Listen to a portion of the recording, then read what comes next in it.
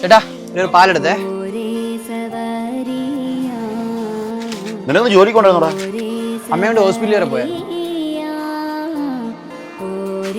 അതേതാ പയ്യൻ? നമ്മുടെ രഘുവിന്റെ മോൻ. രഘുവിന്റെ മോനായിരുന്നോ? അവ ഇപ്പൊ എന്തിനു പോണു? ഓ അവന്റെ അച്ഛനാണ് തന്നെ കൂലിപ്പണി. അന്നൊന്ന് ചായ കുടിച്ചിരി കൂടുന്നു. ചായ കുടിച്ചില്ലേ അങ്ങ് തലവേദനയാ. ഞാൻ കാല വരെ ഒന്ന് പോയിട്ടേ.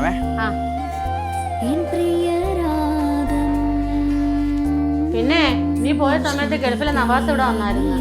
എന്തിനാ വന്നേ? രഘുവണ്ണം മരിച്ചപ്പോ ഞാൻ ഇവിടെ ഇല്ലായിരുന്നല്ലേ ചേച്ചി. മോനെപ്പോഴും രഘുവണ്ണം പോന്ന് ജോലിക്കാൻ പോന്നല്ലേ. ഓ അവന് വേറെ ജോലിയൊന്നും കിട്ടിയില്ല. ഈ മൈക്കാട്ട് പണിക്കൊക്കെ പോയവൻ എന്തോ ആവാനാ.